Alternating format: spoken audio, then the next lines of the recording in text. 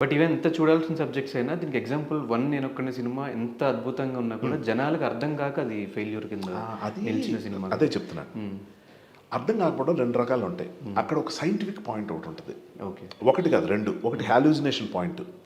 అక్కడ నిజంగా మనుషులు కనిపిస్తున్నట్టు ఉండడం, అది కమ్యూనికేట్ చేయటం అన్నది మన తెలుగు ఆడియన్స్ ఎంతవరకు ఆ జానర్కి అసలు నాకు తెలిసి మనకు అలాంటి సినిమాలు లేవు. అది ప్రాబ్లం. ఈవెన్ రిలేషన్స్ కూడా అంతే కదా సార్. రిలేషన్స్ కూడా చాలా మందికి అర్థం కావు. వస్తున్నా. ఇప్పుడు దీనికి సంబంధించి ఫ్యామిలీ డ్రామా, హ్యూమన్ ఎమోషన్స్. ఇందులో కాంప్లికేషన్ ఏముంటుంది బేసిక్గా? ఇప్పుడు గుండె జరగాలంత ఉంది, మీరు చూడండి. చూశారు కదా. ఇవాళ మళ్ళీ చూడండి, ఎందుకో చెప్తా. ఇవాళ మళ్ళీ చూస్తే ఫ్రెష్గా మెమరీలో ఉంటుంది కదా. అలాగెళ్ళి మీ పక్కన ఎవరో చూడని వాళ్ళకి కథ చెప్పండి, వాళ్ళ మొహం చూస్తే మీకు అర్థమైపోద్ది. ఒక్క ముక్క అర్థం కావట్లేదు, మీరు చేసి చెప్పండి. ఎందుకంటే మనకు తెలుసు అది ఏంటో. అక్కడ చెప్పేటప్పుడు యాక్టర్స్ కనిపించకపోతే 3 క్యారెక్టర్స్, ఇప్పుడు ఫర్ ఎగ్జాంపుల్ మనం గురించే తీసుకుందాం. నాగేశ్వర గారు, నాగార్జున గారు, నాగ చైతన్య గారు, ముగ్గురు ఉంటారు. నాగ చైతన్య గారి పేరు నాగార్జున, నాగార్జున గారి పేరు నాగేశ్వరరావు, నాగేశ్వరరావు గారి పేరు చైతన్య. ఇలా ఉంటుంది. సో ఈ పేర్లు మార్చిన తర్వాత అది నేను నెరేట్ చేస్తుంటే స్క్రిప్ట్లో ఏమని చెప్పాలి ఇక్కడ అర్థం కాదు. ఇప్పుడు నాగ చైతన్య ఈ డైలాగ్ అంటే నాగార్జున ఈ మాట అంటాడు అని చెప్పాను అనుకోండి, అది క్యారెక్టర్ పేర్లా యాక్టర్స్ పేర్లా అర్థంగా కన్ఫ్యూజ్ అయిపోయి. ఒకసారి ఫ్లోలో నేను యాక్టర్స్ గురించి చెప్పేవాడిని నరేట్ చేస్తున్నప్పుడు, తర్వాత ఫ్లోలో క్యారెక్టర్స్లా చెప్పేవాడిని.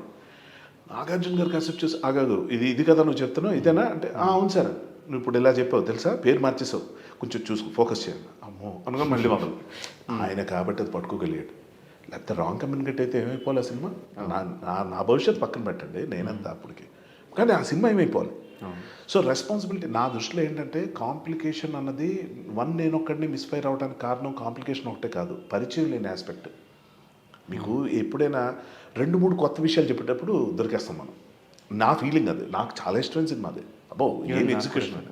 అదే అంటున్నా పర్సెంట్ అంటే ఇది ఏంటంటే స్లోగా అర్థమయ్యే సినిమాలు. అది మెల్లగా ఇంకోసారి చూస్తాం మనం. ఇప్పుడు ఆ సినిమా నాకు తెలిసి ఇప్పుడు రిలీజ్ అయ్యి హిట్ అయ్యేది. ఎప్పుడైనా కూడా నాకు తెలిసి ఆ సినిమా ప్రాబ్లం ఏంటో చెప్పనా? ఇందాక నేను చెప్పిన రీజన్స్ కూడా కాదు, అవి 2 ఉన్నాయి 3 ఉన్నాయి అది కాదు. ఆడియన్స్ ప్రిపేర్ చేసి ఉంటాను. ఇది ఇలాంటి ఫిల్ము, దీంట్లో హీరో ఎలా ఉంటాడు, కొడితే 10 రౌడీలు సుమోలు గ్యాల్లో లేచిపడాలి అవి ఉండవు. ఇది మాస్ మసాలా సినిమా కాదు, దీనికి ఇలాంటి ఇది ఉంది, ఒక బ్రెయిన్ గేమ్ ఉంటుంది అన్నది. సుకుమార్ గారికి ఆయనకి ఏం ధీమా ఉండుంటుంది అంటే, ఇప్పటిదాకా ఆయన సినిమాలన్నీ అలాంటివి ఆదరిస్తున్నారు, ఆయన నుంచి అవే ఎక్స్పెక్ట్ చేస్తారు కదా అని కొంచెం ఈజీగా తీసుకొని ఉంటారు. బట్ ఒకటి చెప్తున్నాను కదా, అది దట్ ఈస్ సంథింగ్ ఎల్స్. ఆ కాంప్లికేషన్ వేరు. ఇది ఏంటంటే ఇది బేసిక్గా హ్యూమన్ ఎమోషన్స్తో మీరు ఎన్నెన్ని కాంప్లికేషన్స్ పెట్టండి. అండ్ ఇంకోటి నేను చేసే పని ఏంటంటే, ఏ సినిమాలోనైనా గుండె జరగాలంత స్క్రీన్ ప్లే రైటర్ కూడా నేను మెయిన్ దానికి నేను. సో దానికి ఏంటంటే నేను చేసిన పని క్యారెక్టర్స్ ఓపెన్ డ్రామా అంటాం టెక్నికల్గా సినిమా భాషలో. అంటే ఏంటంటే ఇప్పుడు మన ఇద్దరం రూమ్లో కలుసుకోకపోతున్నాం, ఓకే, మీ జేబులో గన్ ఉంది, నా జేబులో కూడా గన్ ఉంది, మీ దగ్గర ఉందన్న విషయం నాకు తెలియదు, నా దగ్గర ఉందన్న విషయం మీకు తెలియదు. గన్ తీసి షూట్ చేసేయడానికి నేను రెడీగా ప్రిపేర్ అయ్యి వచ్చా. ఇక్కడికి వచ్చి మన ఇద్దరు కూర్చున్నాం, ఇంకా అబౌట్ టు ఫైర్.